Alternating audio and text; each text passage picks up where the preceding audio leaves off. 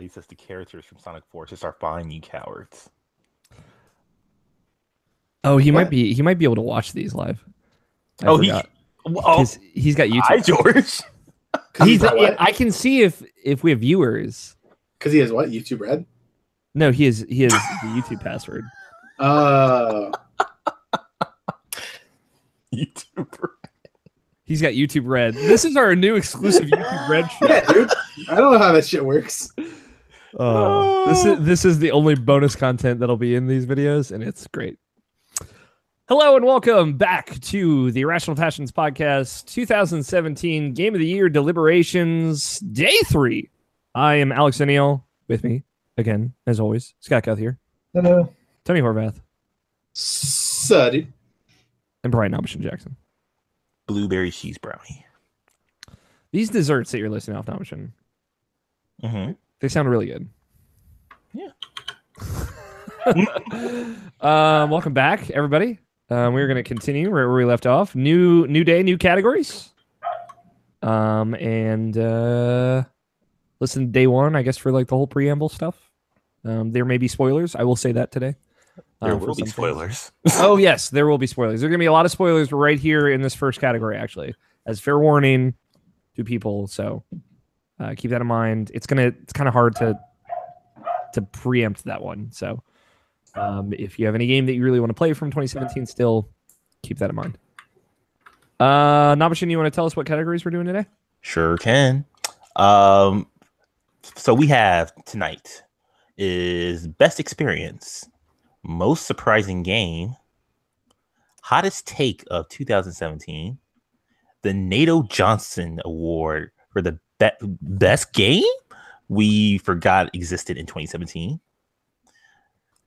Best New Game, Best Remake / Remaster, Best Multiplayer Game that makes us want to say, play with me, Most Improved Sequel / Prequel, and Games that should make the Switch. Games that should make the Switch. All right, let's kick things off. Best Experience, Most Impactful Moment in a Game in 2017. Starting off with a banger. Mickey's Shirt Off from Kingdom Hearts 0.2. The ending is the beginning of Tales of Zestiria and Tales of Berseria. Starting third playthrough in Nier Automata. Ending E in Nier Automata. The villain reveal in Persona 5. Chicken Dinner, PlayerUnknown's Battlegrounds. Playing Dungeons and Dragons, Life is Strange Before the Storm. Destiny Slideshow, Destiny 2. The Almighty in Destiny 2. 53 in Danganronpa V3. Push A to Believe in Yourself, South Park, The Fractured But Whole. The Evil Within Boss Rush from Evil Within 2. Chapter 17 from Evil Within 2. A Traditional Festival from Super Mario Odyssey. Mario Bowser from Super Mario Odyssey. The Battle with Apep in Assassin's Creed Origins. Lewis's Story in What Remains of Edith Finch. Going Back Home in Wolfenstein 2, The New Colossus. The Fourth Trial in Hellblade: Senua's Sacrifice. Final Fight against Hela in Hellblade: Senua's Sacrifice. Welcome to the Family Son, Resident Evil 7. The Moment with Sayori in Doki Doki Literature Club. Just Monica in Doki Doki Literature Club. And Boss Rush in Neo. I just wanted to put out there real fast that I didn't put anything in Night in the Woods because I think it's a total package experience, kind of like Undertale. Like the whole experience is like the best experience. I think the whole game is the best experience personally. Okay. What's the boss rush in Neo, Tony? Boss rush. So in the last, I guess it's technically the second to last stage of the game, where you're going through and like the world is falling apart. You right before you get to, I forget his name, but the dude who you like, the one dude with the Western name that you've been chasing the whole time. You have to go through and fight back to back, like the 5 or 6 of the bosses from the game. Started like the first 6 bosses of the game, you fight them all back to back in a very, boss rush, revisit, refight-esque way. And it's pretty cool. It's an interesting challenge to you fight all of these, but do them all right after each other because it wasn't hard enough to do them all during the game anyway. Huh, that's cool. Yeah, luckily you don't have to fight the Umibozu again. 'Cause fuck that thing. Dude, fuck that boss so hard. There's a similar thing. So in the Evil Within 2, this is a great moment where you fight all of the bosses from the original Evil Within. It's probably the best moment in that game. Chapter 17 is good, but it's but like the whole thing is, so if you played the Evil Within 1, there's like a big starting moment where you're like running down this hallway, pushing all of these like gurneys out of the way, and your like leg is injured, and there's this guy with a chainsaw running after you, trying to hit you. So like you get warped by the antagonist of that game back into your memories of that, and you're running down the hallway, and you're like basically reliving the Evil Within, and it goes letterbox and everything. It's fucking really good. There's a moment where Sebastian's just like, fuck this, and he literally says fuck this and turns around and pulls out his gun and just starts shooting the guy with the chainsaw, and then he takes the chain, like he knocks him down, takes the chainsaw from him, and like cuts him in half. And then like you go to each of the boss fights in each of the boss areas from the Evil Within, the first one, and you fight all the bosses in succession. It's really great. It's not gonna be like top 3 great, but it's just like a really awesome moment from that game. Especially because just like fuck all this. I've gotten over this bullshit. It's not haunting me anymore. It's very powerful. The question for you, Alex. Just so we can like, because there's a reason. Do you think the Danganronpa thing is 100% going to win? Because if I don't think it's 100% going to win, I don't think we should even like bring it up. Honestly, no. I don't think it's 100%. I think we should cut it then. Yeah, I don't want to ruin it for Tony.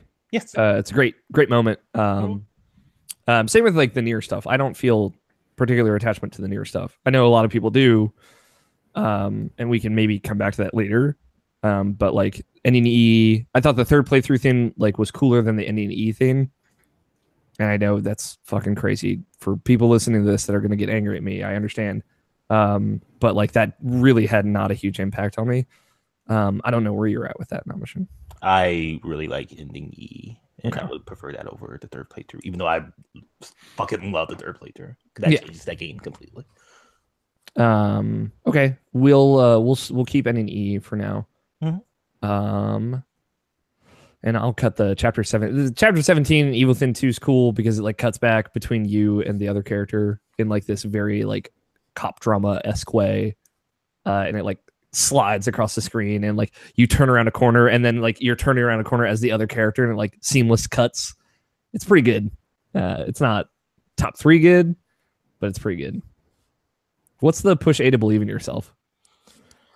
Okay, so in the South Park, the fractured butthole, you pretty much have time powers with your farts. So like usually when you're doing your standard bouts stuff like that, you can do like certain farts that are like either like freeze time so you get a free hit in, or like even speed up times, like you get like multiple hits, or like go back in time and like bring another your past self to fight as well with your fart powers.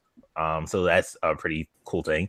And like it gets to the point where like Mitch Connor is pretty much taking over everything, and like you have to fart to go back in time so that wouldn't happen. But then when you fart, you go into the future where Mitch Connor already took over everything and everything, and like doing that, it was such a big fart that like it fractured your butthole. Is the name, the fractured butthole. Oh my God. And like it's so like he has to get his butthole repaired, and then like he does his fart again to like go back to like a moment in his origin story, where because like in his origin story he saw his parents having sex, and that made him like that was his trigger to become a superhero.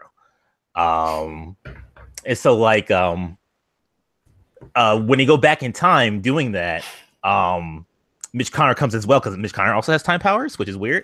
And like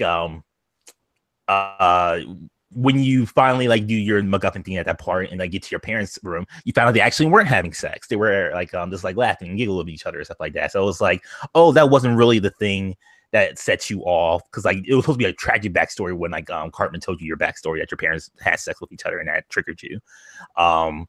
And like you found out like, oh, it's not really that. And like your parents are pretty much saying like you should believe in yourself because like you when you were a kid you became really popular because like their powers sort of or quote unquote is that they have a good like follower count, so like people follow them everywhere, so like they pretty much like get mobbed by people. Both her mom and parents are like I think the mom was really popular on Instagram and his dad was really popular on like MySpace or something, and like when you were born, like they took a picture of you and had like a profile for you, and like your follower count was crazy, it was insane. So like they took you away because like the government was after you and everything.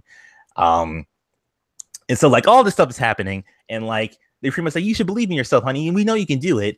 And so like the prompt comes up to press A to believe in yourself. So you keep pressing the A button and you do your super fart, you go back in time, you stop Mitch Connor, and everything's all hunky dory.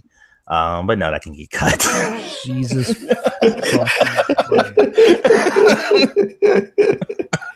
You went through all that just to say you get Oh cut. my god. What is that fucking game? All right. Jesus. Boy, that is I'm glad I didn't play that game.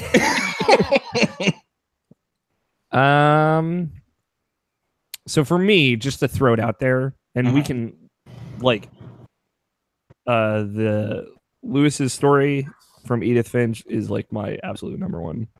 Okay. Takes this with a bullet. Is that the one who works in like the canning factory or whatever? Yeah, it's the I canning heard one. about this. I can explain it a little bit later because we have some other stuff to go through, but like that is the one I for sure feel very, very, very strong about. Of like all the categories, this is the one that I kind of came with a hard case on, and I think like all of you would really connect with it as well. But like I said, Sure. we can kind of loop back around to it. How about we just bring it down to like which ones that we are super strong about? Sure. Tony, I imagine I know which one yours is. Yeah, dude, Boss Rush from Neo. What's up? Fuck yeah, dude! No, I just really want to talk about Neo more, guys, because Neo's great. Neo is great. It just didn't do anything spectacular. You know? Yeah. I mean, there's nothing wrong with that. I feel like Neo 2 is going to be super great. Oh, yeah. I'm glad that Ninja... Dude, you have so many personas in Neo. You do. I use like the dragon one and the shark. Mhm. The shark was cool. Shark was cool. I had the two little foxes. Oh yeah, you get the bunny. I hate it when the like you fight the samurai in the wheat field and he uses the bunny against you though. That's Yeah, fuck that bunny. Scott, do you have any on here that you feel really really good about?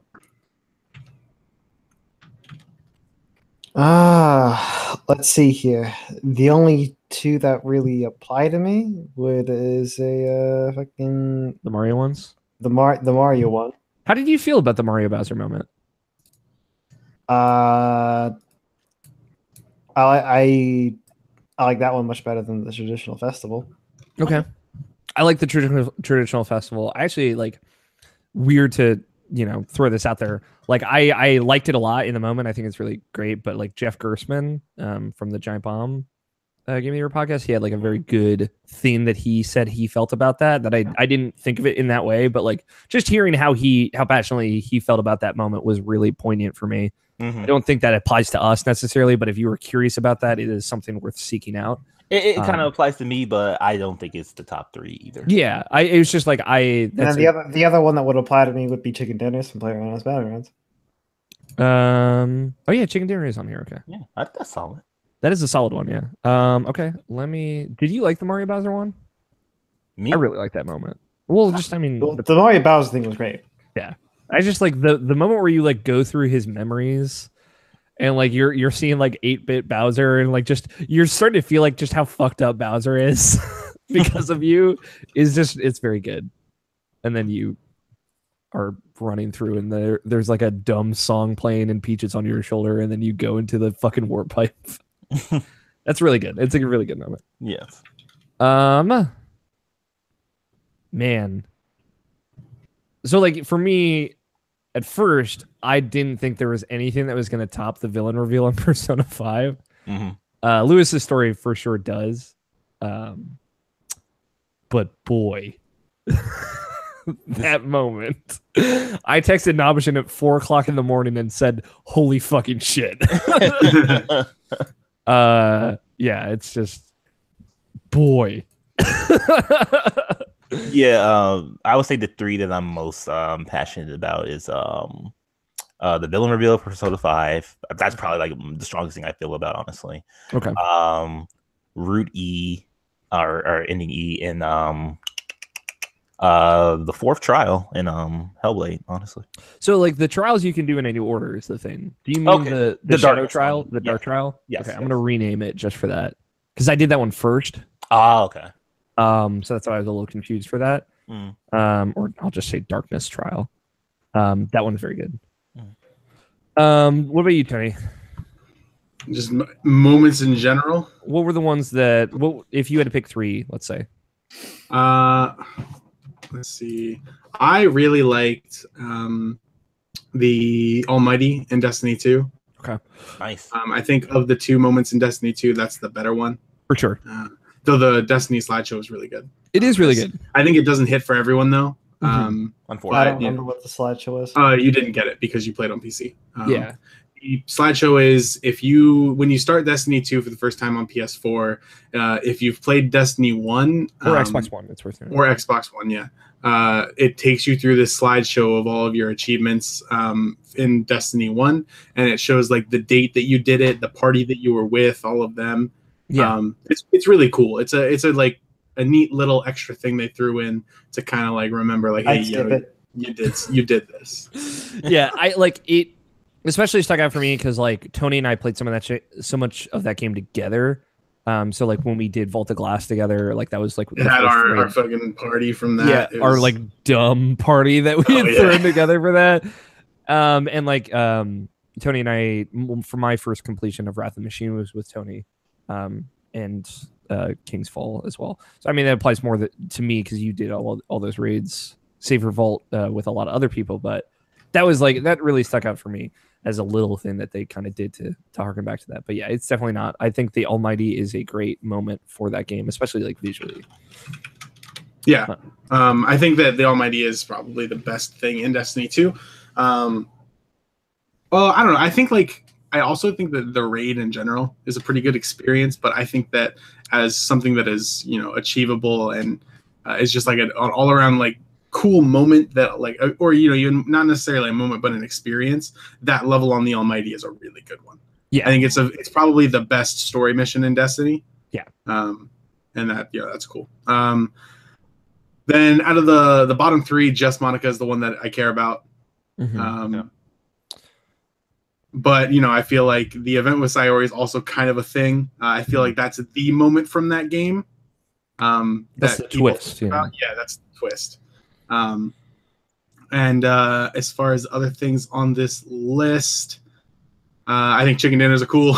I also like the villain reveal in Persona 5, but I think that there were more standout moments than that. Sure. And it's hard to boil Persona 5 down. It is. Yeah, it really is. There's a moment in Assassin's Creed Origins where you fight a giant snake in a dream because of drugs. Oh, it's a dream. Okay. Yeah. We've seen that snake for forever, but people are like, that doesn't seem historically accurate or whatever. Shut up. It's like you get like a spirit bow of light and you're shooting light arrows at this giant snake that's crashing through buildings. It's pretty good. It's not bad. It's not amazing, but it was like the first time they've like played around with weird like surrealist shit in Assassin's Creed, like where you're fighting monsters or anything, and I really liked it because I feel like there should be more of that in Assassin's Creed, but that's just because I like the fantasy shit. Playing D&D can like get cut from Life is Strange Before the Storm. That's a really good moment. I've heard it's very good. Yeah, just doing the dialogue and like the way the mechanics works in that game, just to do that, and that's probably like actually like it's the second time actually. No, it was the first time I've ever played actual D&D. I guess was through that game. So. No, you played D&D at Extra Life that one year, right? I don't think so. Like the only time I've been around D&D was when I was with you when you were doing it like on a weekly basis. I was just in the room while you guys were playing D&D. Okay. But that was it. Okay. Also, going back home can get cut from beside you. It's a good moment. I think it's a good moment. I think it's a very catharsis moment, like seeing your father again and like fucking taking him down. Even the parts after that I like, but that's just me though. Yeah. So yeah. That like fighting a bunch of Nazis in a house being lifted off the ground was kind of cool. We can cut the Berseria one. It's good though. It leads into Tales of Zestiria in a really clever way. I mean, we have a bunch of these things starred. Can't we cut everything else? Yeah, I guess. Yeah, we're kind of just doing it so we just wanted to. I think I looking through the stuff that isn't starred.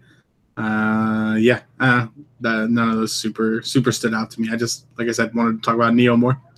I gotcha. It's good. We should talk about Neo more. I just want to talk about Neo. The beginning hour of Resident Evil is fucking fantastic. Yeah, so that's all I want to say about that. And Mickey's shirt turn coming off is like a weird dumb thing that I really enjoyed. Dude, you and me lost our minds over that. and I will never not feel so fucking vindicated for having the thought in my head, like, I guess, like, PS4, we're just gonna do this, and then like, what the fuck? God. The people making Kingdom Hearts are the best, dumbest, best people. Okay. Now that we're down to it. So here, let me tell you guys about Lewis's story, and please listen, because it is really, really important to me, like this one. Yeah.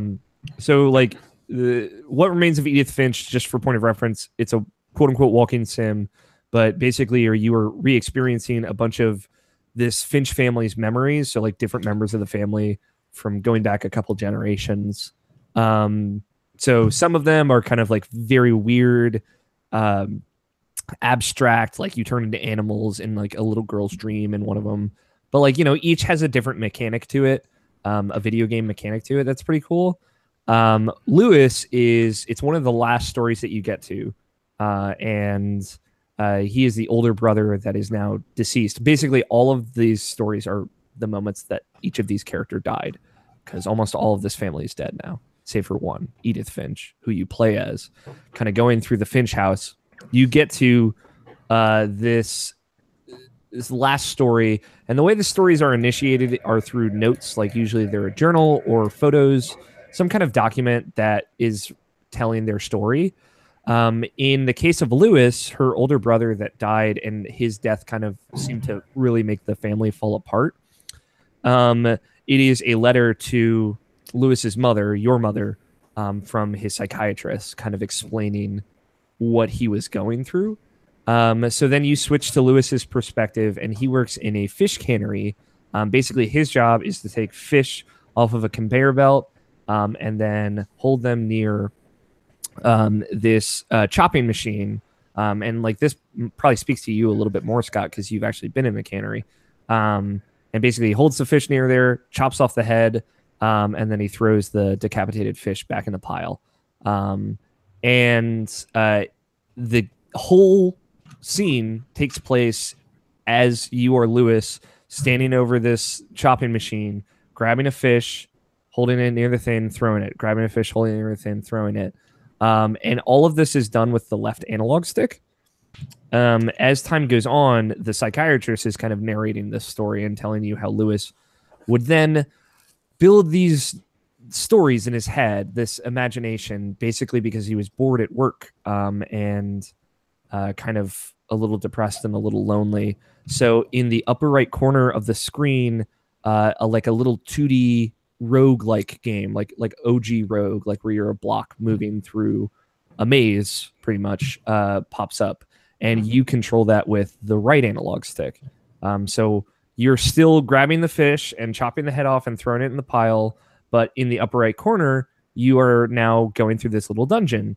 And as the therapist explains through the narration, Lewis kind of got more confident in his imagination, and so the graphics in the little world that you're exploring get turned 3D, and then they have lighting, and then they have more effects, and it's like slowly becoming more and more complex. And all the while you're still grabbing the fish, chopping the head off, throwing it in the pile, but the game that he's kind of imagining, because he used to play a lot of video games, is getting bigger on the screen, and it's getting more and more complex. And then basically the through line of this dream is that Lewis is the king. Everybody just loves Lewis, and wherever he goes, people love him and shower him in adoration. And eventually he sails off on a ship, and he goes to these new lands, and each new land loves Lewis, and they make him their king. And then he's just going and meeting and more people love Lewis. And then eventually the screen is all this imagination. But you still are grabbing the fish and chopping it. Like, you can barely see it on the edge of the screen. You're still using that other analog stick to do it, and while using the right analog stick to move around. And eventually the psychiatrist explains how he would just stay in the cannery overnight because he was just lost in his imagination, and he stopped talking and he stopped eating because all he did was work and stay in this imagination because it was such a monotonous task that he could lose himself to it. And eventually you pass through a door in the imagination, and then you're looking at yourself from behind in the cannery, and you walk up past yourself into this room with all these people cheering you on, saying that they were going to crown you as king of the world. And you walk up the step, and the pedestal, there's the queen is holding the crown out, and she's like, lay your head here in front of me, and I will place the crown on you. And if you look up, the thing that he's laying his head in front of is the same tool that is cutting the heads off of the fish. Oh. And you lay your head on it, and she places the crown on you, and it slices your head off. And that's how Lewis died. And it's just like this heavily implied, like, he lost himself so much to this world that life wasn't worth it anymore for him. And he was ready to move on to his world that he had created, that was where he was really, truly happy. And he put his head in the cannery, and it cut his head off. It is like really dark. But as like someone who suffers from depression, like, it reached out and fucking touched me in a way that I was like not ready for. And you kind of know where it's going. But I think the best part about that is like this weird meshing of storytelling and game mechanics. Like, you couldn't tell that story outside of a video game, because like this task that you're doing over and over again, you were literally doing with one half of the controller, and you're also exploring the world with this other half of the controller. So it is like this beautiful meshing of these two ideas to convey this overall theme of like depression, and it's really, really powerful in my opinion. It is like the standout moment from that game, and in my opinion, it is the standout moment from video games in 2017. So that is the Lewis's story. I feel very strongly about it. We could take off Rudy, because that's a very like, boy, fuck that. that's a very video game thing, which is cool for video games. But I don't think at that level. No. That's like really like the only one I have a stake in is Lewis's story. Like, personally, I think that should win this category. But I like, I don't necessarily know where you guys want for the other ones. Like, honestly, that fucked me up. So yeah, it fucked me up too. Like, yeah, so I have no horse in this race anymore. Scott, Tony, how do you guys feel about that? Yeah, this is the fourth time I'm hearing about this moment. I think it's a good one. I think it deserves to be on this list. But I haven't experienced it myself, so I think that it is ultimately lessened by proxy. Yes, absolutely. It is something that you should. Yeah, probably. See. Okay. What do we want to cut? You could cut the Darkness Trial as well. That's like my only other one, other than Persona. I like the Persona one. I think that's a good one. I think like the Almighty is weak here, just in the context of all the other ones that like are kind of like this culmination of. Yeah, you see, here's the games. thing. I don't remember the Almighty. Dude, the Almighty is the thing of the single player. It's the weapon that they throw at the sun to make it blow up. The one that you have to run through and like you have to hide in the shadows to be not in the sun, and it looks amazing on PC. And then pretty. you go in and you take a fuel cell and you put it in the thing, and it blows. I didn't up remember and you have to run towards the and ship. then you get in a tank, and then you're running down, and like the Almighty's blowing up as you go, and your lady friend comes up and she grabs you in her ship. Yep, that didn't happen. 100% happened. Totally And then happened. the next level, you go and you kill Gaul because he's a shitty supervillain. Super villain. I don't know if he's a super villain. He's a villain. He gets real big. He does get big. He's always big. He's pretty big from the He beginning. gets pretty big. He's got cool armor. Yeah, I'm pretty sure the Almighty here can go. Okay. I think that it's just the best moment from Destiny 2. Yeah. Which otherwise, How do we feel Here we go. of Chicken Dinner, Luce's Story, and Just Monica?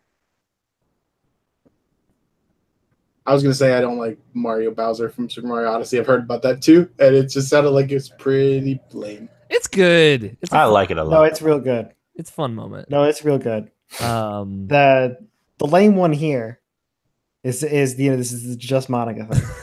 Disagree. Because it's when it happens, it's just beating a dead horse. I like that When it happens, it is beating a dead horse. No, it's not. I like that like the whole perspective changes, like, you know, and it's just like this one-on-one thing. Like I like the visual of it. I think that is, for me, that's like the moment of that game. I like that there's basically infinite dialogue to go along with that too. You know that someone made a mod for the game that just they add more and more dialogue. So it you told me about it. Yeah, pretty great. Doesn't she like ask about Super Smash Brothers or something? Yeah. She knows if you're streaming, so like she'll talk to your audience if you're streaming. Stuff she like knows that. if you're awake. She didn't know if I was streaming. She knows if you had an audience. You didn't wait long enough. Does she know if you're streaming? Yeah, she does. Does she know if I'm Ian, peeing? Maybe. Ian from OK Beast has mentioned like he sat there and just like looked at her for like 45 minutes and like a lot of cool stuff happened. So like I know you hate that game, Scott, but like we can't just dismiss. Like hold on. Are you talking about the end part? No, Just the- Monica. That's the part where it's you and Monica in like a disaster room, in the like classroom. where like You see, what I spaces thought you were behind talking about. oh, the entire game? Oh. No, what I thought you were talking about was the earlier part, where like where it makes you where you select have it, Monica. where you have a choice, and then it changes it to just say, "Hey, just Monica." No, And then it no. just extends that out. I'm like, what No. why the fuck? No, is this? that is a That's not a significantly moment. less moment. It is like a moment, but it is not as big a moment. Yeah, this one's still bad though.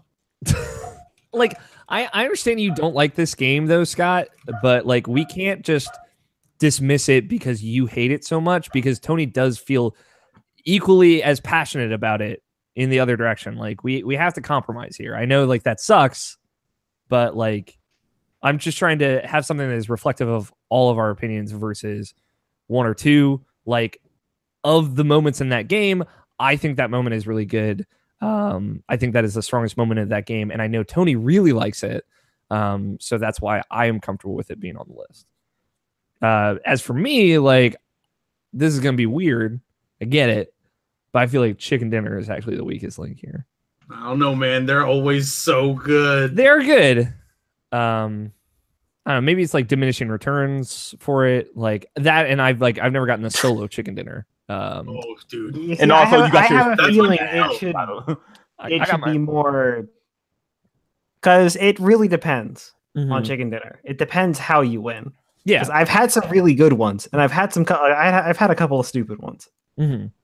So I feel like getting the solo one is like the one to get to. The solo chicken dinner is basically like, all right, so here's the difference, right? Like squad chicken dinner, that's kind of like you went to McDonald's and got yourself a 20-piece chicken nugget for $5. That's not bad. And that's not bad. But like then you get to the solo chicken dinner and it's like you just went to KFC. You didn't have to pay, they just gave you 2 buckets of chicken and as many sides as you want. That actually sounds worse in a like self-deprecating kind of way. Like you're enabling me to hurt myself now. But like, you don't have to eat all of it. You can share it with your friends. I'm going to eat all of it though. Like, because I mean, who doesn't take it? You know, like, when have you ever gotten a chicken dinner and not wanted to immediately post it on Twitter? True. Fair enough. Well, Scott, all of the times, because he doesn't use Twitter. How many times did you get to Mario Bowser and immediately want to take a screenshot of Mario Bowser and put it on Twitter? Like the one time that I did it, I'm not gonna lie, but I didn't because I didn't want to ruin it for anybody. Because like I hadn't connected in my head, like I hadn't connected that you would throw your cap on Bowser yet. I don't know why I didn't put those pieces together. I guess I started connecting that in the last Bowser fight. I was like, oh, he's throwing his hat at me. I can throw my hat at him and something might happen. But yeah, I had not put that together. Well, you see, I did it to do it because that's how you kind of attack in that game. Yeah. For the most part. And then I was on top of his head. And then like, you were flying into him. All right, I'm willing I'm honestly thinking this category lends more to the villain reveal, Mario Bowser and Lewis's story. I'm not opposed to that either. What is the proposed list? Villain reveal, Mario Bowser and Lewis's story. I'd be okay letting go of the villain reveal to have just Monica on the list because I know it's really important to Tony. Exactly.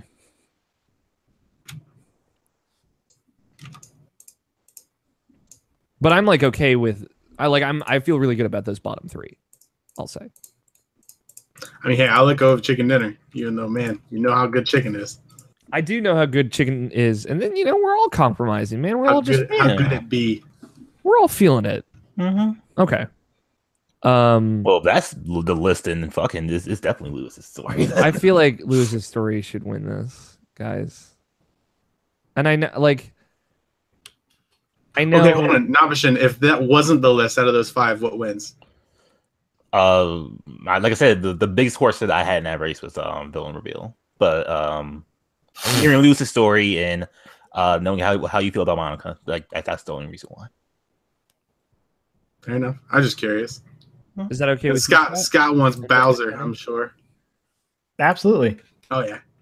That was real good. That was real good. I'm glad it's on the list, but like I don't know, like I feel really strongly about Lewis's story. I mean, like, don't forget that music in that when you're Mario Bowser. It's just straight up Sonic Adventure at that point. It is. Except with better characters.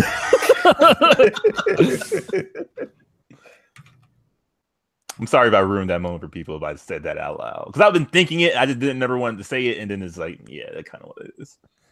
Yeah, but it's like good. It's like if Sonic Adventure was good. Yeah, like honestly, like playing Mario Odyssey is like, oh man, it can be made another Sonic Adventure, but like it's not gonna have what Sonic seen. So what are we feeling? Lewis's story. Yeah, I'm okay with it. Okay. Thank you for allowing me to have this one. Everybody just gets one.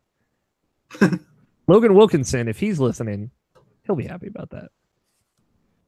Best experience. Lewis's story, runners up being Just Monica and Mario Bowser. That's a really good list. Mm-hmm. I'm going to say that again to make all of us feel better. Like that was a good conversation. Most surprising game. The most shocking game from expectations to reality. So expectation is a big part of that. It's worth noting. Mm-hmm. Resident Evil 7, Tales of Berseria, The Legend of Zelda Breath of the Wild, Nier Automata, PlayerUnknown's Battlegrounds, Hellblade, Cuphead, The Evil Within 2, Super Mario Odyssey, Friday the 13th, Doki Doki Literature Club, Wolfenstein 2, The New Colossus, Nex Machina, Tekken 7, and Flint Hook. It's a good ad, Scott. Yep. Is there anything missing? Neo? No, we had the beta and everything. Yeah, I was about to say. Like we had some time leading up to it that we were pretty excited about it. Yeah. It was as good as expected. Yeah. Mm-hmm. If we're talking about stuff that's good as expected, I would probably say Nier Automata was, for me personally, as good as I expected. I was surprised by that story. I didn't know it would go that deep into it, but like I think it was for someone who was excited for that game, it did everything that I wanted it to. And Let me tell you about the original Nier.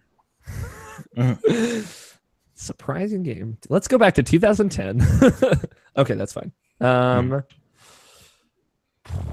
I would say here's I'm gonna throw a list at all of you guys,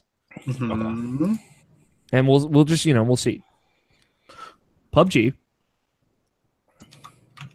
Right. Doki, and I don't have a third.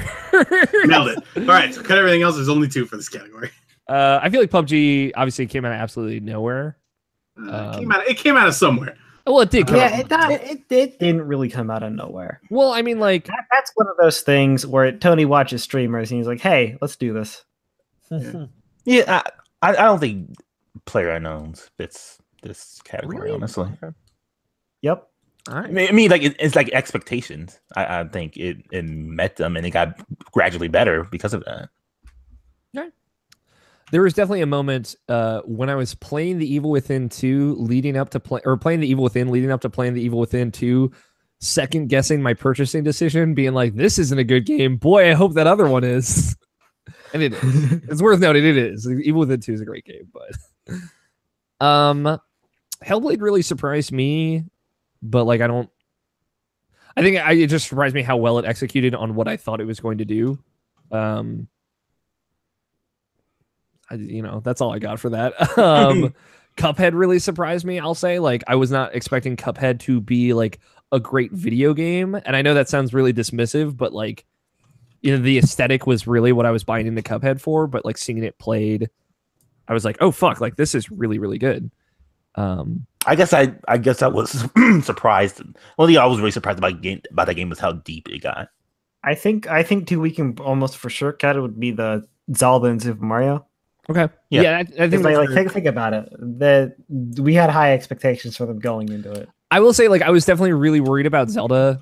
But like once reviews started coming out, it was definitely okay. Whew. What do you feel about Wolfenstein as far as like surprising? Because like it met my expectations. Because like I expected a good story, I expected fun gameplay, and I expected great visuals and good atmosphere. Yeah, I mean, like, it was a disappointment overall for me. So, like, I guess, like, I went into it really thinking this was going to grab me by the balls, so to speak. And it does, to some extent. Like, it really does have some hooks in it that were great. It's just, like, it didn't course correct enough. But, like, that was also me, like, I guess, forgetting what I really didn't like about Wolfenstein, the New Order. So, like, I would say I wasn't surprised by it. Okay. Who played Next Machina? I did. It's it's a fun game. I'm like I haven't been like really into Housemarque games since like Super Stardust HD. Honestly, like Red Gun was fun, but that didn't really hook me as much as like Next Machina did. That game is just like fucking fantastic. It's just really good. Not necessarily surprising though, I would say. But it's good gameplay, good visuals, and there wasn't really anything else I could put in any other category. So it was like, fair enough. Like I just want to talk about Next Machina. I get it, man. I think Tales of Berseria deserves to be on this list. It's definitely like of the ones like, boy, I was worried about that game, and it ended up being like really great. It's like a really big course correction for that series. Your second favorite Tales game? Yes, and like I think that says something. There have been a lot of Tales games since Tales of Vesperia came out. Like they've had a lot of chances. Like Graces did not hit. Xillia is good, but not all the way there. Xillia 2 definitely has a lot of missteps, and Zestiria is just like messy toward the end. So like back to back, they had, since the first Xillia, like I feel like they haven't really hit, and Berseria hits really hard. And it's a new director. It's like a very new style for that game series. It's very good. So yeah, I feel good about that. I think Friday the 13th was a big surprise for Tony. I'm surprised how much he got into it. Yes. Yeah, I'm surprised how much he got into it. I don't think it was a good game though. Yeah, but that's not It didn't necessarily. surprise me that it was good. This is not necessarily the spirit of this category. It's just surprising. Like you got into it, you went deep. I say I went surface level because I don't really play anymore. You got more into it than you did Evolve, which you never played. I never touched it, not even once. Guys, the first time I ever play Evolve will be the time that someone battles us for being a host on the podcast. So that should Nato Johnston. Come on. I would like Tekken 7 to be on this list personally. That game really shocked me as far as like how good that story mode actually was. And like I really got into it when I was playing it. Like I fucking platinum that game. Like and fighting games are like something I love and like I always buy, but like I never really like get into. Like I just pretty much like buy them just to kind of support them, unless they're Dragon Ball Piracy. In which case it will soon become your life. But yeah, Tekken 7 was like surprising in so many ways about it. Was like how good they put Akuma in that game and like the story with the backstory. Like even like the content in that game is just surprising. How much they put into that game is just like is crazy. No microtransactions. Real good shit. That's good. I like that. All right. How about Tales of Berseria, Doki Doki Literature Club, and Tekken 7? I'm okay with it. I'm feeling it. I'm really feeling it. I'm feeling it. How are you feeling, Scott? I feel my only thing with if we're all getting one, then I'm saying I'm gonna take a stance on Flint Hook. Like my only thing with Flint Hook is because like I had played that game at a time. I know you hadn't. I played it at PAX. Yeah, like I played it at PSX and PAX leading up to its release, and I was very excited about it. From what I could tell, it was kind of the same upon release as what we expected after seeing it at PAX. Mm-hmm. And that's not to say that the game is bad. I think that the game turned out great. Yeah, but we were not expecting Flint Hook to come out and not be good. Yeah, it really surprised you though, Scott. And I was very happy that like you got as into it as you did, and like especially hearing you talk about like and the ways it does like execute on what it's going for better than a lot of other roguelikes, which are almost a dime a dozen now. Like I think that's a fair pick. If you feel really, really strongly about it, I would be okay letting Tales of Berseria go if you would rather have that in the top 3.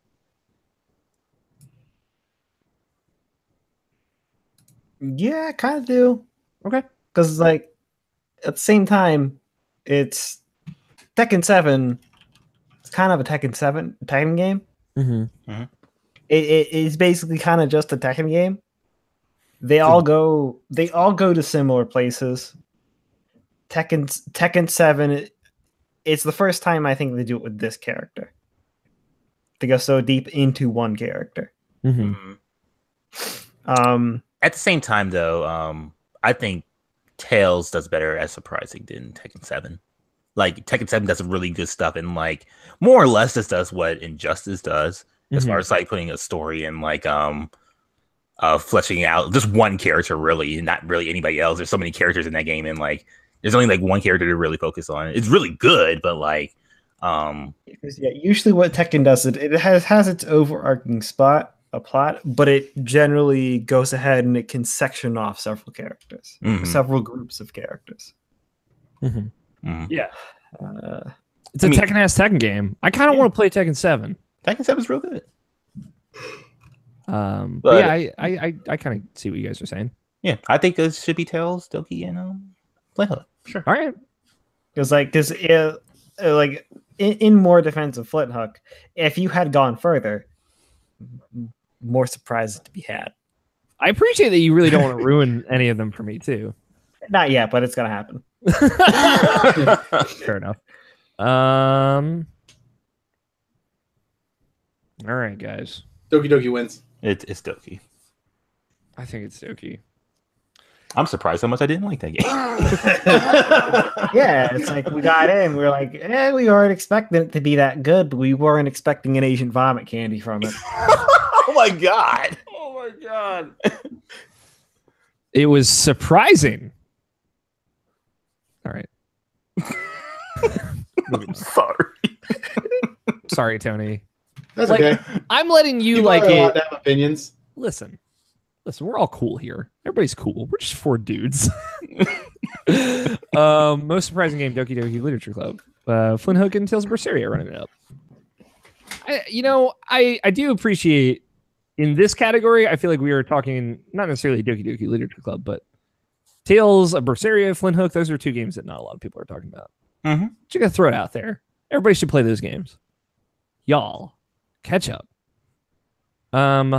Hottest take of 2017. Our strongest opinion on a trend in gaming now. Is this reflective of us or Of is us. it? Of us. Okay. Lack of Japanese games on Xbox One. EA keeps fucking up. Just full stop.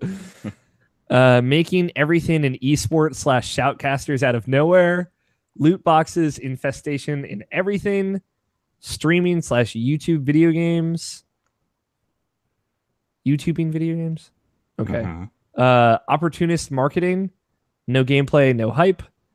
Destiny 2 keeps fucking up. 300 degrees. What's 300 degrees? Hot. Oh, got it. It's hot. It's the hottest take. Got it. That's cute. God, what did we talk about this? If it's a year where we're not talking about Nintendo and like, are they gonna? Will they? Won't they? Like, I don't remember.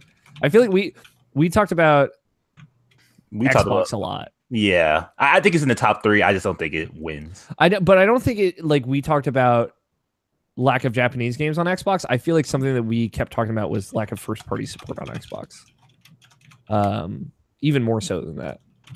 I think it's central around that though, because like, yeah, like I said, like my biggest issue was like the games that were on PC just not coming to Xbox One, and like it didn't seem like there was a really good reason why. Just because you don't have the support in Japan per se doesn't mean that the people who like Japanese games or stuff from that country don't want to play in Xbox. Who only have Xboxes don't want to play in America. I think that's kind of bullshit, and it's like, and they're shifting that course now with like Valkyrie Chronicles 4 coming, and like some other stuff as well. But like I still think it's just like a big lack of it that I think they have to make the initiative to themselves, because like like support your fans. Mm-hmm. Like, cause like the 360 was so good at this. Obviously because like it was at the times and the 360 was the most popular console, so why wouldn't they? It's more easier to develop for than PS3. That makes sense, obviously. But like seeing how PS4 and Xbox One are pretty much similar architecture and everything like that, there's no real reason. And when the games come to PC, there's no reason I don't see in my mind why those games can't come to Xbox One as well. Yeah, like Nier should have been on Xbox. 100%. And Catherine Full Body should be on Xbox. 100%. It's just like they're, yeah. Do these necessarily have to be negative? No. It's just your hottest opinion. I never said negative opinion. Yeah, I feel like we were pretty into the Switch this year. Okay. I don't know how to put that into words. Maybe like. Okay, so I no, hold on. You're already fucking up, so let me do this. I really liked it. I just wanted to. Everything on Switch. Everything. I am so with you, Scott. Dude, I've been playing Stardew Valley in my bed every night for the last like 2 weeks, and I want every video game on the Nintendo Switch. And it's something to say too, where it's like you were like, oh, I only play exclusively on my bed on my TV, and now you're like slowly going to like I'm going back and forth. Yeah, like, and it's like such a comfortable Switch. Get it? You guys get it? And we have a whole category for that as well. Man, we didn't talk enough about loot boxes, I think, for this to be here. Not us. I don't think it really applies to us, honestly. Yeah, here's the thing about it. We talk about it every year. Yeah, and it's consistently a problem. Mm-hmm. But like, I would say like it was. So I'm gonna say we're kind of burnt out on it. Yes, for sure. I think it was the biggest it was ever this year, but like. That being said, we didn't play any of those games that really like had that be a part of it. So like it doesn't really apply to us. Stay away. Yeah. We know to stay away. Like none of us bought Battlefront. Unless, of course, we're talking about PUBG, but I make money on those crates. Scott's turning the profit on that one. Yeah, so I think we can let that go off of our list. And again, like for folks listening, it doesn't mean like we don't think it's a problem and we don't have strong opinions about it, but it's just like reflective of our podcast. It's an old problem that keeps getting worse. Yeah, and so it's like we've beaten this horse to death, and we're gonna keep on smacking it. Yep. Because we don't like that horse. Yep. Oh, we could take off opportunist marketing. That's like a personal issue I have with stuff like okay. We could take up opportunist marketing. Like that was like a personal issue I had like this year for whatever reason, like with Wolfenstein 2 and Battlefront.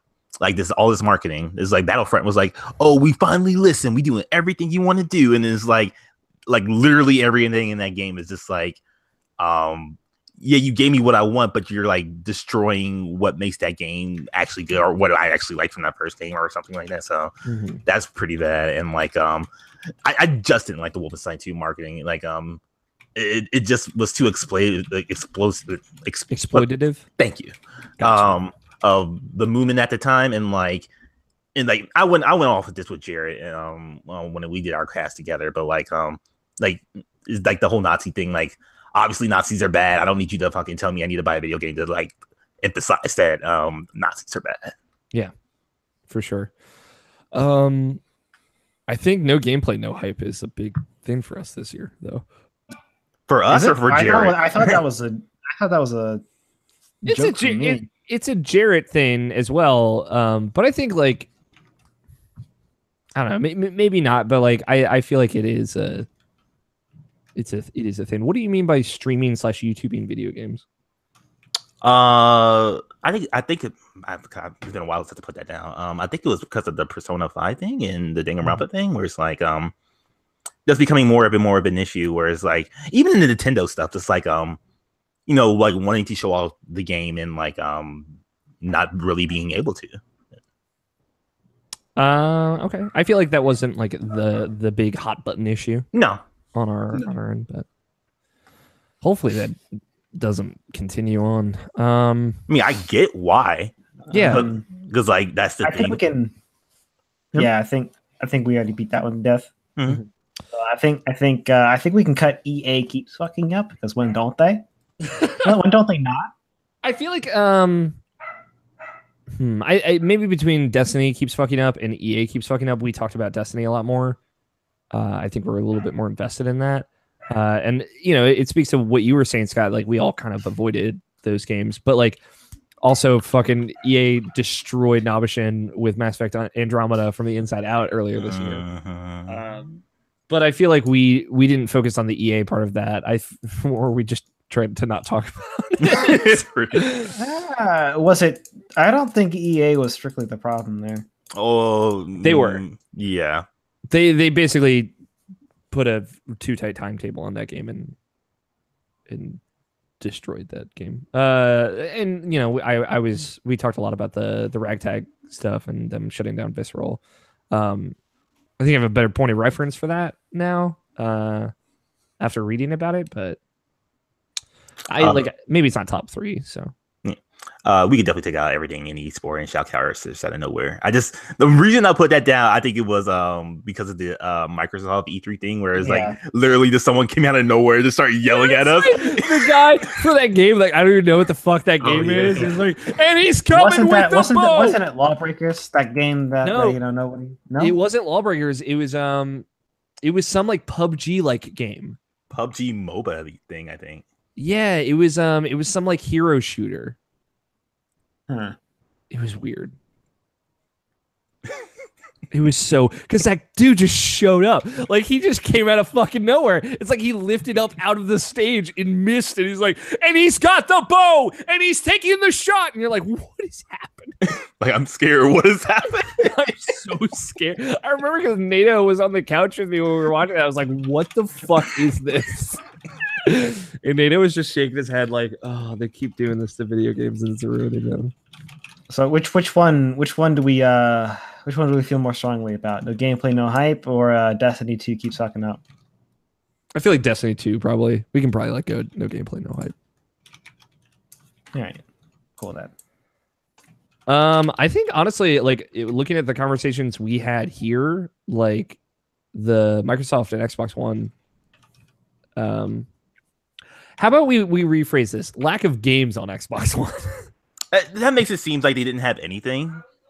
That's the only reason why I said I mean I agree we should rephrase it, but like but saying like lack of games means like they didn't have anything when they had like they had Shadow War and Battlefront and other bad games. But all right. Well, how about like lack of communication of first party games? Lack of exclusives? Like lack of exclusives, yes, but like also communication as to what they're doing about that. Yeah. How about instead of trying to rephrase it, we give up on it and we just go for everything on Switch? No, I feel really strongly about the Xbox One, but like, because I know I've been it's been mostly me carrying that torch this entire year. But like I've been right there with you. Like, yeah, I know this back and forth. Like, and you and I both have an Xbox One X now. Like, we want more out of that ecosystem. And I think like that has been a big topic that has come up again and again on our show. Like, we had Jeff on the show to almost pretty much talk about that. Yeah. And they've been so good about everything else on that system as far as like backwards compatibility and like Xbox Live in general. That like that's just a big stickler point for me. Just like I want to play more stuff on your system, but like when it wasn't Cuphead or me just happened to buy South Park on Xbox One, like I wouldn't have played the system all this year, which is sad. Yeah. But like I think these other two are really important too. I just like think if we're talking about the conversations we've had on the show this year, the lack of exclusive games on Xbox One is the number one. Hot take. I agree. Hot take. Anyone want to say anything about Destiny 2 before we just make that the winner? Tony, how do you feel about Destiny 2? Destiny 2, I don't know. They could be doing better. Yeah. I think they will do better. I believe in them. Maybe I'm wrong to believe in them, but maybe. All right. I'm hitting the bull button. Bull butt. Everything should be on Switch, though. Seriously. We're going to get to that later, but Jesus, guys. Get it together. Hottest take in 2017, lack of exclusive games on Xbox One. The runner-ups up being Destiny 2 keeps fucking up. Just but what we mean by that, just to clarify, is like, hey, Bungie, you should like communicate what you're doing to your consumers and don't release your game and just like, oh, there's suddenly you have to pay for your shaders, even though it's not a big deal. Is communicate that. Yeah, you should just talk to us. And everything should be on Switch. The next category, the Nato Johnston Award for the best game, in quotes, we forgot existed in 2017. So specifically, this is the best game Nato probably played that we completely forgot came out in 2017. Now read it off and tell me you remember any of these games. For Honor, Halo Wars 2, 1-2 Switch, Prey, Tom Clancy's Ghost Recon Wildlands, Fable Fortune. Isn't that in early access? Dude, I don't even know that game even exists. I was looking on the Xbox store like today. Hey Pikmin, Hey Pikmin, Agents of Mayhem, Lawbreakers, Knack 2. I'll never forget Knack 2. Telltale Batman: The Enemy Within, Project Cars 2, Divinity Original Sin 2, Dream Daddy, a dad dating simulator, Pokemon Ultra Sun Moon, Pokken Tournament DX, Kingsway, West of Loathing, Mario and Rabbids Kingdom Battle. Now, I want to say one thing. Namishin, you played Dream Daddy. I did. Yeah, but another thing, Roger Picorni's been playing Telltale Batman Season 2, The Enemy Within, and he's been telling me some good stuff about it. Cool. I want to play it, but we'll see about it.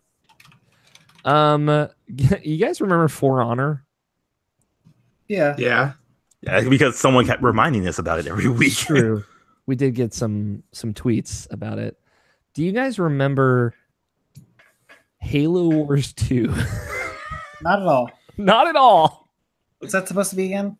It's a real-time strategy game Right. I remember the first one now. set in the Halo universe. Boy, all units. Well, obviously, Divinity Original Sin wins because none of us play that, and Nato thinks it's the best game in the world.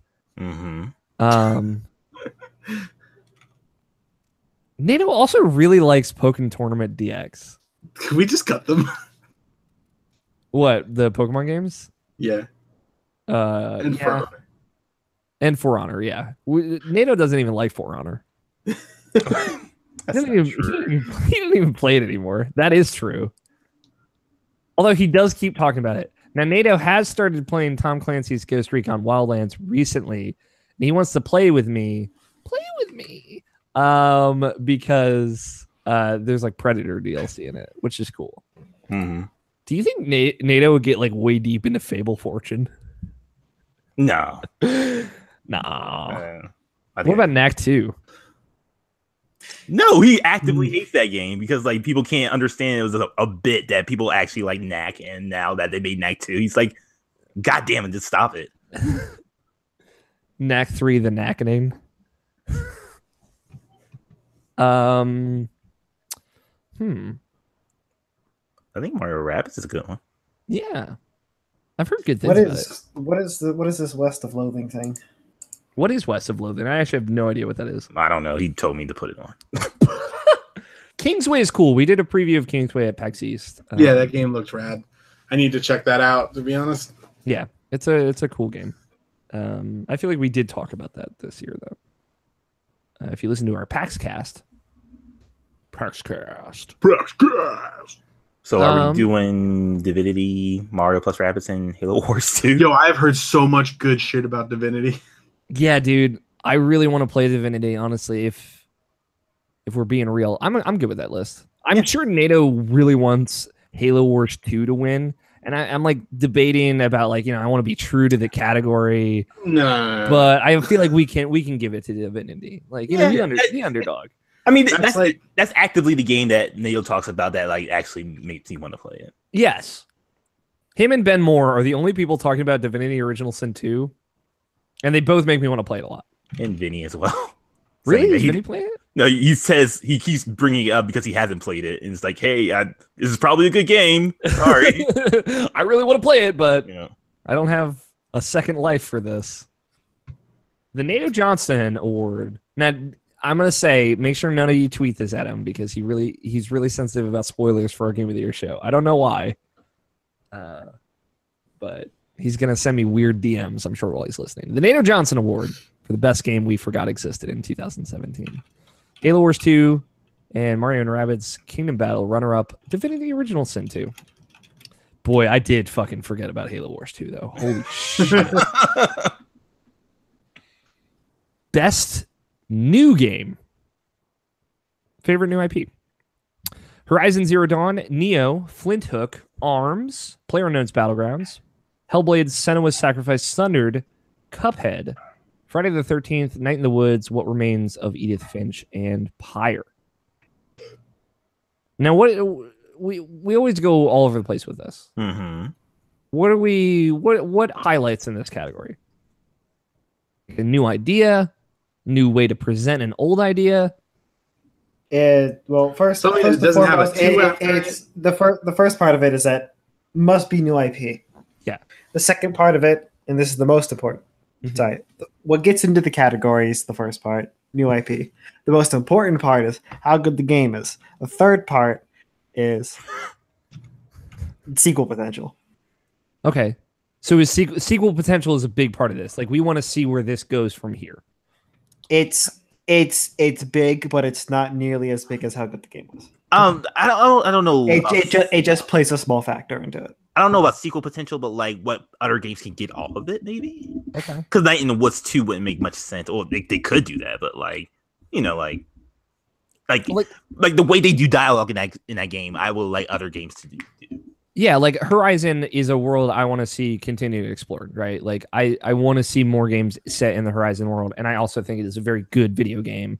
It's new. It's a big change in direction for Guerrilla. You know, they did Killzone for a long time, forever, I think, actually. And, you know, they've completely changed what they're doing. And I think Horizon's really exciting. Neo is like a really cool like twist on the Souls formula, while like adding a lot of its own original parts to it as well, like the skill tree and like things that Tony and I have talked about a lot.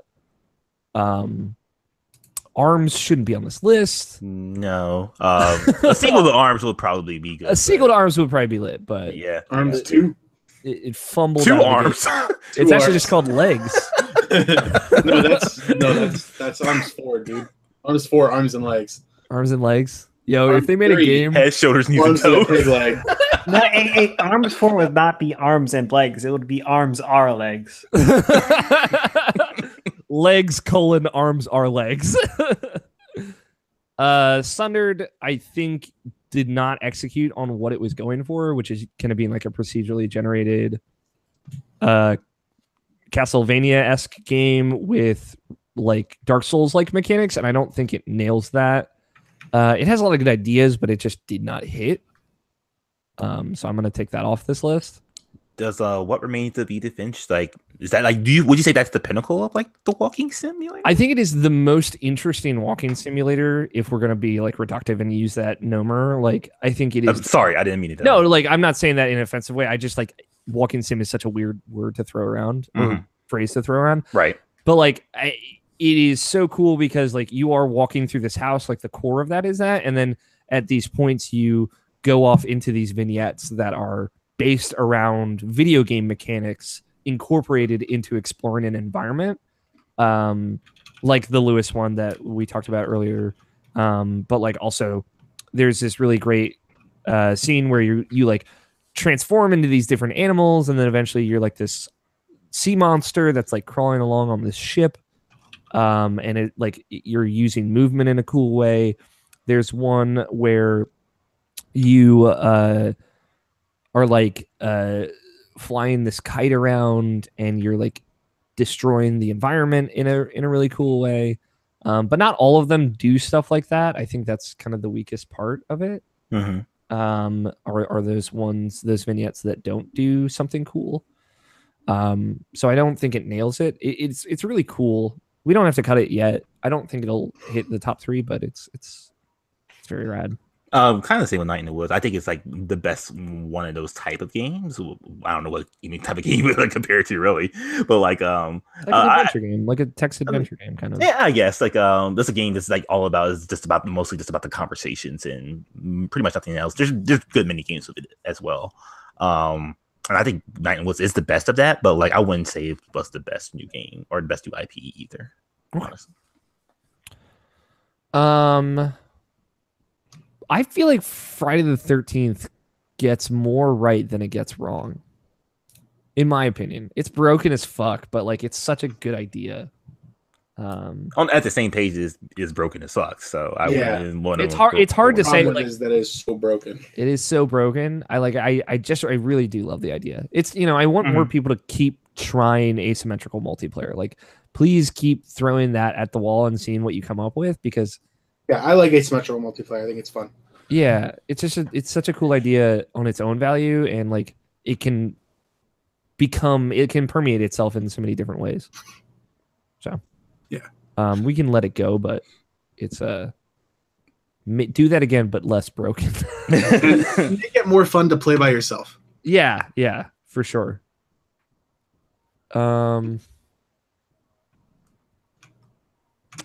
I don't know. I literally never even played a single game as Jason. Really? Yeah, I've never been Jason. You've never been Jason? Nope. I've like been Jason way more than I've been a counselor. Really? Yeah. Because like when I was playing during Extra Life was the most I played. Like I was down here Jason, playing Jason. Yeah. So, I would say like Pyre is a better merger of new ideas than Edith Finch. But by that, like I would say both are probably going to get cut before the end of this. Okay. So I'm just going to let both go. Very good. Full stop. The end. That's the end of my thought. How do you feel about Neo, Tony? Man, Neo's good. He's just really good. It's just solid all around. Yeah. Like, there's nothing wrong with Neo, but there is nothing Exceptional about it. There's nothing super exceptional about it. Yeah, there's like you don't think in, like, what is the best game that I played this year and say, oh, it was Neo because of this reason. It's more like, if I were to think of just games that were great this year, Neo was one of them because there was nothing that was bad at all about it. Mm-hmm. It was a fun, it was a good experience and a good take on something that has been done many times, which is, that Dark Souls formula. Mm-hmm. And it did it differently in a way that was not offensive and executed well. Yeah. So I think that it stands alone from the other Souls games and Souls likes, and the things that it does differently are some of the best things about it. Yeah, I agree. So, and it took risks, like you could have just done that Souls formula, but it actively didn't want to do that and didn't, and it succeeded still. I think the weakest part of Neo is its story, though. Yeah, it's cool. It's fucking bonkers. It's weird. It's so weird. Super It's weird. like sexy Voldemort shows up, and you're like, "What the fuck is this game?" And they did some weird stuff, like by making it level based. And they still did enough with that to make it like okay. And the levels were all super, like they're very unique. And you'd go through levels backwards and stuff, and it was varied enough in its execution of that it never felt like they were taking the easy way or whatever. It always felt like a choice rather than a mistake. Yeah, I agree. Where are we at with PUBG? It's pretty good. Yes, we're good. Game's good. It's good. Game's good. Is it one of the best new games? How new is PUBG? That's my question. Because it's not really new. Because like we did our PUBG, But then again, neither is Neo if we think about it. Yeah. But like I think Neo might do. PUBG is a bit different in this regard. Mm-hmm. More or less because this is another thing that stems from Arma. Yeah. I just don't know how from the ground up PUBG is. Yeah. I don't know the whole backstory there. Yeah. And like I think about like King of the Hill. Remember that? H1Z1 King of the Hill? Mm-hmm. Like that was a very similar idea. PUBG just did it way better. So like I don't know if it's I'm not saying it's going to be disqualified. I just like I don't know if it's a standout because of that. Versus some of these other ones that do a lot of really cool new things. Like I would even say like Neo does more new things in its own genre space, I guess, than PUBG. Yeah. Yep. Do we feel comfortable letting that one go? Yeah, I don't mind dropping pub. Okay. PUBG. Please make a map that is new but not fucking huge. It'd be really cool to see like a watery map. I was gonna I was talking about this yesterday. I was just gonna say like what they need to do with that game. Like they've got the big map. They need to make that so you can go in there with 6-man squads. Yeah. They've got the regular map. They should make that. That's fine where it is with 4-man squads and everything. Solo's fine on all of them, and then they should make a smaller map with everything kind of packed in closer together. Yeah, go for like a rainforest theme or something like that. Ooh. Duos and singles only. That would be cool. That's a good idea. I feel like because that would you still get to work with a team if you want, so you don't always have to play solo. But the big problem that I have with big maps in PUBG is that it artificially lengthens the time between engagements to a degree that makes it boring. Got it. You spend so much time, like you drop down, you fight someone, you wait, you loot, and then you're like, oh shit, I hope the circle's nearby, because if it's not and I don't find a car on this map, I'm literally screwed. Mm-hmm. I cannot get to this zone without dying. What it really does is it lengthens the travel and zone problem in that game and amplifies it a lot. And then even the first like 3 circles are bigger than the first circle on the map before. Got it. So like you wait, there's so much waiting and so much of an emphasis on it then by the transitive property there of getting a ranged weapon and a scope that so dramatically increases your chances of doing well that it's harder to have a good game on that map. It's harder to tick off all the boxes that you want to tick off to feel like you have a powerful setup. And that is kind of is multiplied by that it takes so long to get to places, and you fight someone, like I said, you wait forever, then you fight again. That the map just like I feel like it needs bigger people, like bigger squads, more people, in order to fill that space. So anyway, yeah, that's a really good. It's good. Rant. That's good shit, man. I'm with you, man. Like a rainforest level would be so good. That'd be lit. That'd be so good. Fuck. All right. So we've narrowed it down to Horizon, Make it still useful. Goddammit. Neo, Flint Hook, Hellblade, Cuphead. I feel like Go ahead. I'm sorry. this list should be Horizon, Flint Hook, Cuphead. I'm okay with that. I want Cuphead on this list. Me personally. Yeah, I feel really I strong. think about Cuphead should be higher. Okay, you know what? We can do that. You know what? We can do that. I feel good about Hellblade. Like I think Hold on. there is room for criticism. I'll get it right eventually. You're making it lower, Scott. there's room for criticism against Hellblade. It didn't really match up with my experience. I know you had a really good time with that game as well, Nabashin. Mm-hmm. I'm really excited. It seems like they leave themselves open to do something in that world as well. I'm really excited to see where they go with that character and those ideas. And hearing that game is profitable means they're probably going to make another one, and that's really cool. Mm-hmm. But yeah, I'm cool with that. I'm cool with that list. What wins? Horizon. I'm okay with that. I'm down with that. Did you guys play it? Horizon's real Horizon? fucking good, guys. I did play Horizon. Yeah, I own that game. But, Yeah, I not finished Horizon, but I've played a lot of it. You should finish that game, I man. know. It's so good. I know I should. Well, my copy did disappear after Actual Life. It's worth reiterating this. I True. still don't know where my copy of Horizon Zero Dawn. Gus probably ate it. Gus probably did eat it. It's fucked up. Horizon is a world I really want to see them add stuff to as well. Like I want to see them build off of Horizon. So yes, agreed. Horizon, best new game. Horizon Zero Dawn. Runners up being Cuphead and Flint Hook. Best remaster / remake. The best game that was completely remade in an enhanced port. I feel like those two things contradict one another, but I get it. I get you. Yeah.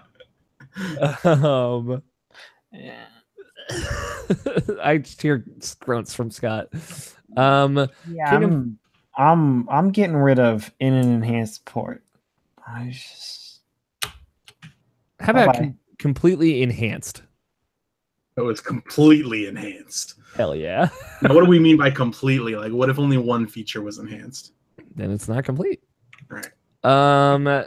Kingdom Hearts. Let's not work off that as like a very strict rule, but Kingdom Hearts HD 1.5 and 2.5 remix, Kingdom Hearts Stream Drop Distance HD, Danganronpa 1 and 2 Reloaded, or Reload, Zero Escape the Nonary games, Metroid Samus Returns, Yakuza Kiwami, Crash Bandicoot Insane Trilogy, Mario Kart 8 Deluxe, and Star Fox 2 was technically released for the first time this year. Metroid, Yakuza, Crash. Man, best Done. new game. Yeah, that's good. Metroid Yakuza Crash. How's that sound? Yep.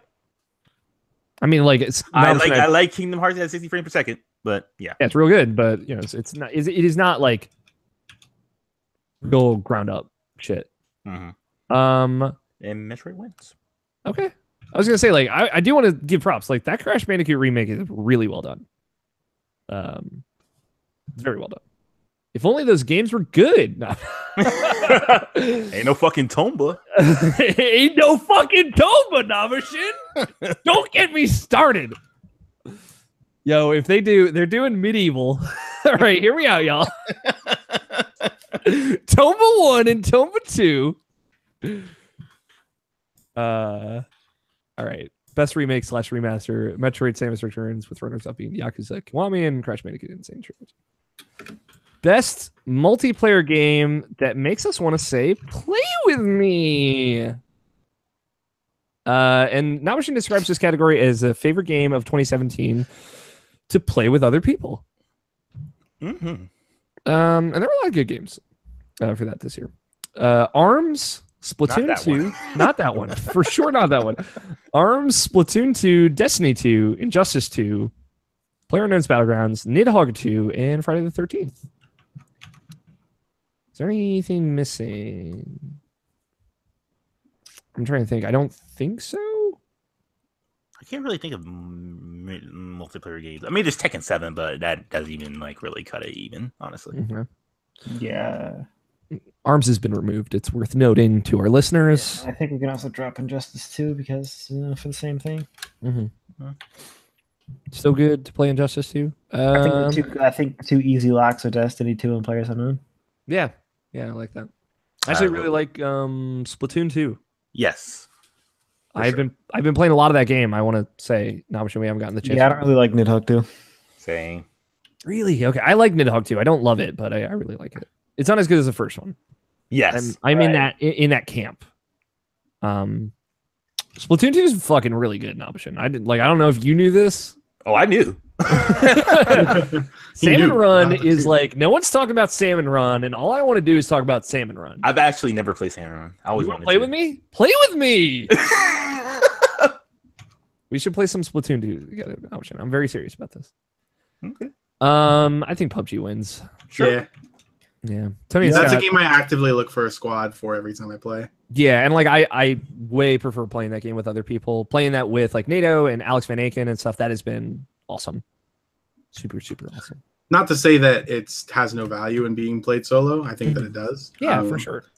And it's a completely different experience playing by yourself. But playing with squads is just fucking great. But I do just want to shout from the heavens, play with me when it comes to PUBG. Yeah.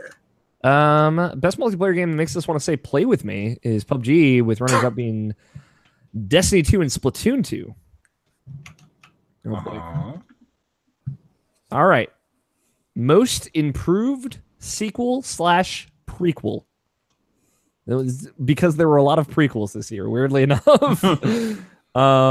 Best new entry from a pre-established series that has been the most enhanced from the previous releases.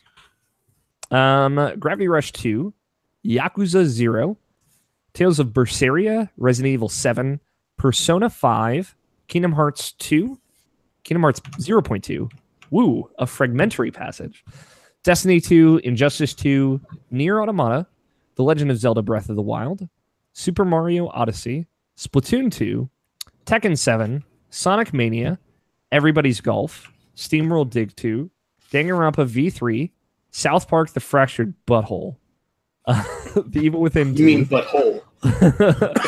Wolfenstein 2: The New Colossus, Assassin's Creed Origins, and Uncharted: The Lost Legacy. Couple hits. Can I do a couple slashes real quick out the gate? Do it. Yeah, sure. Danganronpa, we can probably get rid of. Mm-hmm. I have heard that it's not as good as its predecessors. I would say it is maybe equally as good, but in a very, very different way. It's like a whole new thing, you know. I think the best part about Kingdom Hearts 0.2 is that it feels a lot like Kingdom Hearts 2. Yes. So like it's kind of contrary, but it's exciting. It's our like fucking ground zeros for Kingdom Hearts 3, and I'm very excited. It does the Mario Odyssey thing. It's like, oh, we're going back to the formula. Yeah, it's good. It's really good. Everybody's Golf. I could go. Wolfenstein 2, I feel can go. Yes. I feel Uncharted: The Lost Legacy can go. Yes. It does some cool new things though, I will say.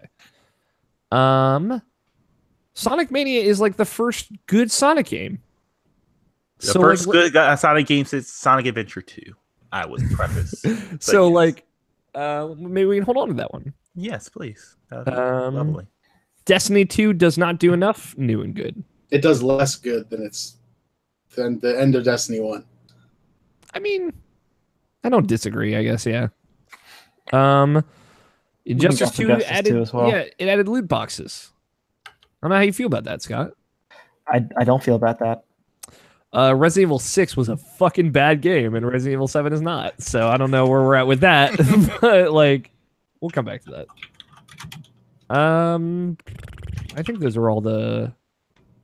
I think those are all the super easy ones. Yeah, Evil Within 2 we can also let go of. Really? Are you sure? Because the Evil Within 2 is kind of good, and Evil Within isn't good at all. But like, there are at least 4 other ones that are way better sequels, in my opinion. Here.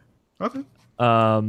Like I think Assassin's Creed Origins is like a way better improvement over previous Assassin's Creed games than Evil Within 2 is over the first. But I will say, like, that doesn't mean Evil Within 2 is not a really great sequel, and I think it's very good. I think it's worth playing, especially if you were. Actually, wait, hold on a second. Doesn't South Park also is like not a very big improvement? It's an improvement. It like if you compare the two games, it is an improvement, and they do change a lot in that game. But I don't think it hangs in this list now. All right.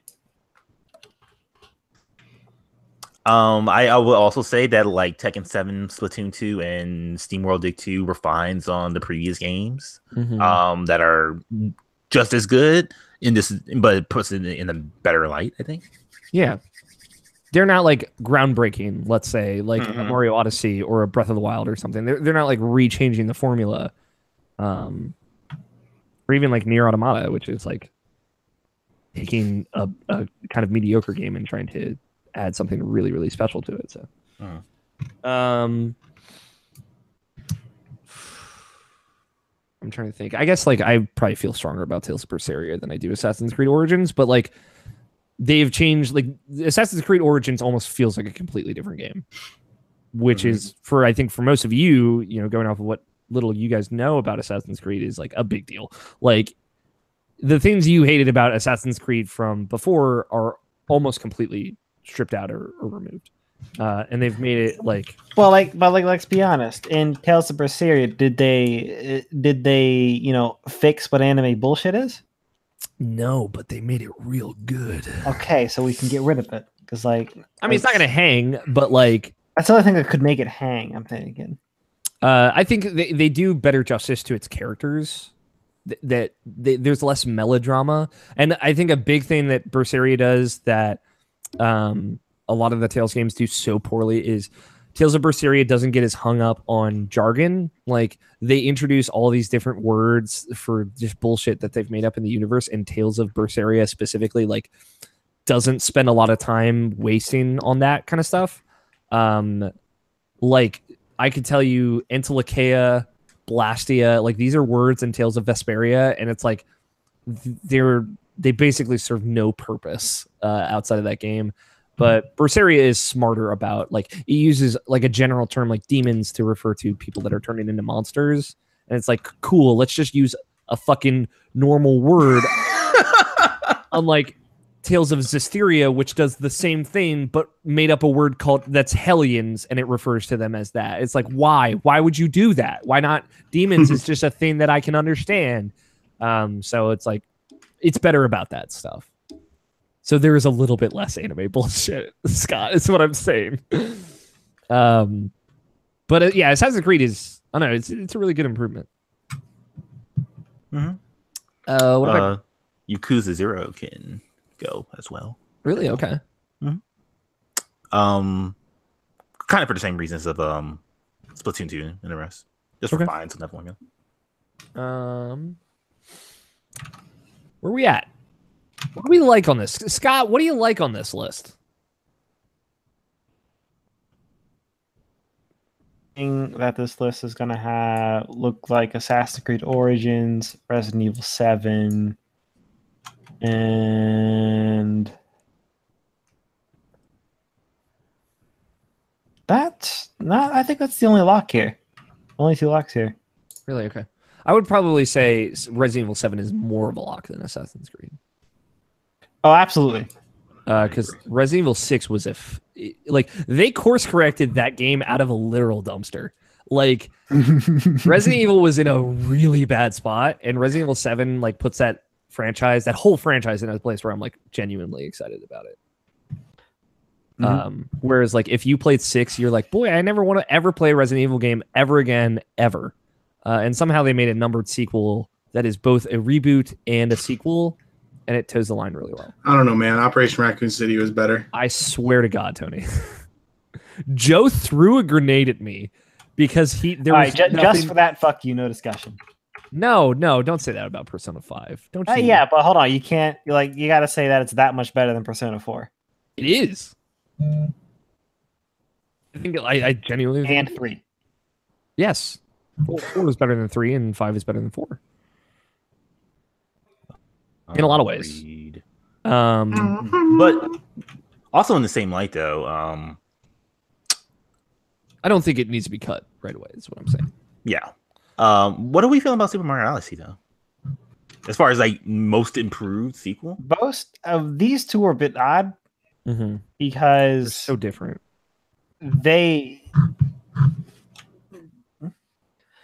I mean, like, I don't agree with it, but isn't like the biggest criticism about Mario Odyssey is that it takes the formula enough? Is this the same thing? No. I mean, I don't think so, but not for Scott. I mean, like, what do you think? Like, where are you at with Mario Odyssey? Do you think it is do you think it's better than like the previous 3D Mario games recently? It is my favorite 3D Mario game by a long shot. Okay. I think that's says something. Okay, like, just making sure. Yeah, like I don't think I'm on the same page with that, but yeah, that's the problem I was having. That's all. Yeah, like I don't know, like maybe it's hard to put down like what doesn't work for me in Mario Odyssey, because like a lot of it does work. It's just like when I was done with it, I was done with it. I don't think that's like a bad thing. Is my point. Like I think like that doesn't necessarily mean the quality of that game isn't still there and it isn't still great. It's just like it didn't have me wanting to come back to it in the same way. So, but I don't disagree that it is like a really big improvement in a lot of ways. It's just fun, man. That game just makes me smile. So that's all you need sometimes, dude. Yeah, dude. Sometimes you fucking really do need it. Need that smile and that style. Show me that smile again.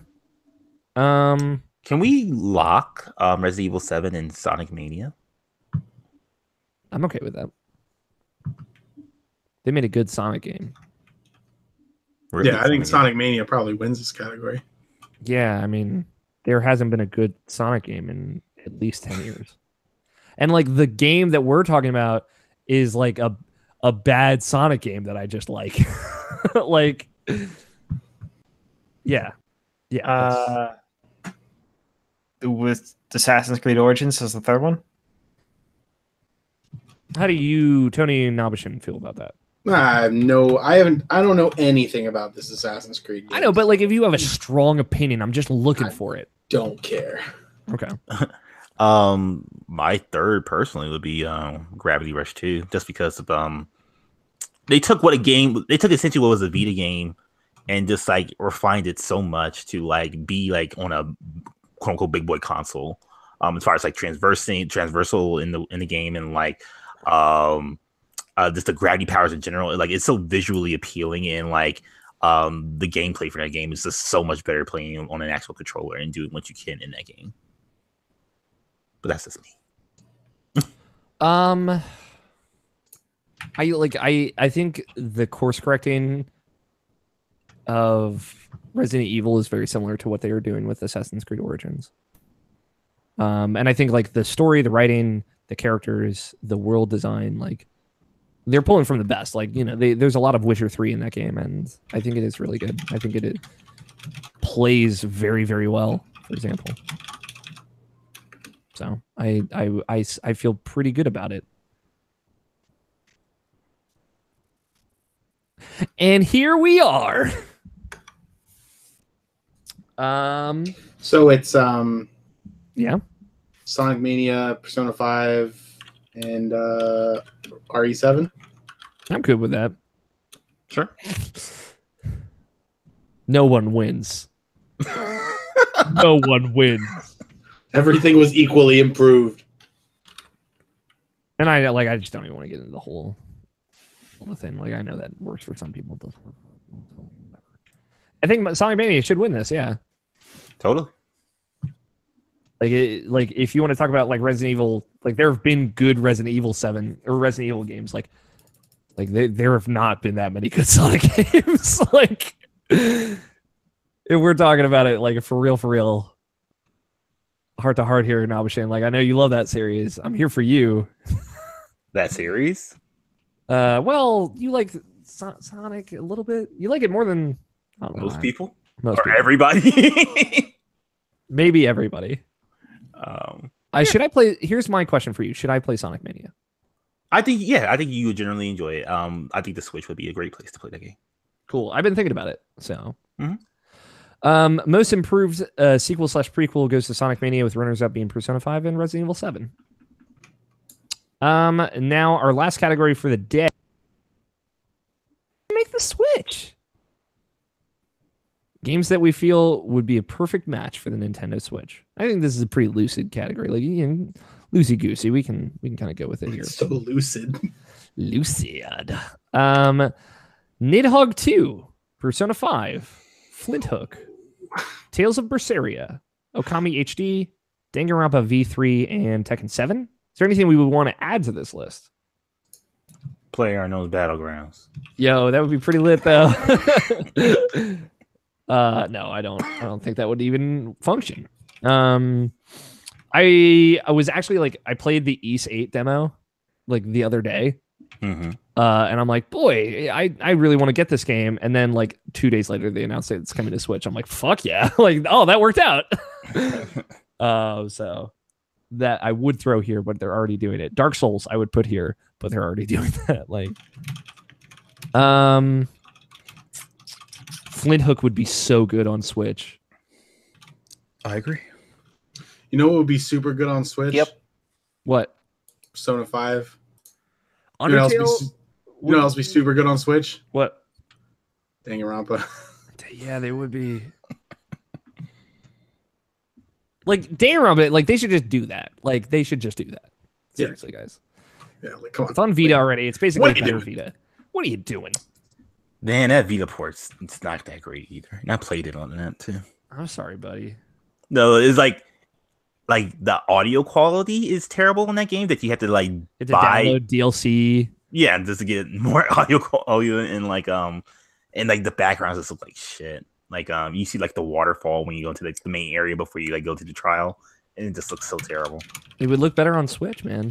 I know. Okay, so here's the thing. Yeah. I don't think so. I think if they fucked up that bad on the Vita, I think it's A Vita is probably like a strong PS2, maybe a weak PS3. So, and like I would say a Switch is like A little above Wii U. yes. So like a little above PS3, maybe a little bit. So I would say it would look at least better. Okami HD would be real good on it, though, guys. I want to just lob that softball right at you, just like throw it at you, just a little bit. But yeah, I'm good with those three. I want all the Tales games on. That would be cool. I would love to play that game on Switch. We're throwing out there. Nidhogg 2 would also be cool on Switch. I just want to throw it at it because like take the Joy-Cons off and play together. Like I think that's a cool idea. But yeah. What wins? Persona 5, because that's what Reiki's complaining about. I want this to be portable. I can't play this game. Bah, get over it, Greg Miller. You heard that? Dude, that game would have been so good on like a Vita. Yeah, no. Persona 5 is a good. Like I feel like those games are like that type of game, like the more visual novel-y, like turn-based combat kind of style of games. Like I don't want to. I guess a lot of this is part of, just my way that I have my stuff set up, but I don't want to like sit at a desk and play that game. Mm-hmm. I get that. You know? I don't even really want to sit at a couch and play that game for the entire 100+ hours. Yeah. I want to take that game and I want to be able to like move around with it. I want to be able to play on the couch if I want, or be chilling at my desk doing something else and also playing that game, or be in bed and playing that game, or be out on the go playing that game. I want to do that. You just want options. Yeah, exactly. I need my options with my Persona and my Danganronpa. I just want you to play with me. I think that's true of all 3 of these games too. Yeah, that's why I'm not entirely sure why Footnook made this list this far. Mm-hmm. That is a 100%. You have to be paying attention the entire time. I just feel like that style of game is really good on a mobile console. Anything run based, I'm down to like take with me wherever. Yeah. Mm-hmm. Like, especially because this one allows you to save your runs. Like Super Meat Boy's on the Switch right now, and like I wouldn't play that version because the music's not there. But like, this for example, that I would totally buy that on Switch. It was the right version. Yeah. Splunky 2, man. They announced it. They gave me what I want. Now just put it on fucking Switch, y'all. Like, let's go. Last category for the day. That's good. We wrapped up. Games that should make the Switch. Persona 5, we runners up being Flint Hook and Danganronpa. And the other categories we did today, best experience goes to Lewis's story from What Remains of Edith Finch, with runners up being Mario Bowser from Super Mario Odyssey and Just Monica from Doki Doki Literature Club. Most surprising game is Doki Doki Literature Club, with runners up being Flint Hook and Tales of Berseria. Hottest take of 2017 is the lack of exclusive games on Xbox One, with runners up being Destiny 2 keeps fucking up, and everything should be on Switch. The Nato Johnston Award for the best game we forgot existed in 2017 goes to Divinity Original Sin 2, with runners up being Halo Wars 2 and Mario & Rabbids Kingdom Battle. The best new game goes to Horizon Zero Dawn, with runners up being Flint Hook and Cuphead. Best remake / remaster goes to Metroid Samus Returns. Samus Returns, yes. Return of Samus is the name of Metroid 2. And with runners up being Yakuza Kiwami and Crash the Insane Trilogy. Best multiplayer game that makes us just want to say play with me goes to PlayerUnknown's Battlegrounds, with runners up being Destiny 2 and Splatoon 2. And our most improved sequel / prequel is Sonic Mania, with runners up being Persona 5 and Resident Evil 7. That's it for today. Tomorrow, day 4, we're going to get into some fun music and stuff. So that's going to wrap us for now. And thank you all so much for listening. Thank you, Scott, Tony, and Alwichin for joining me as always. I'm Alex, and video games.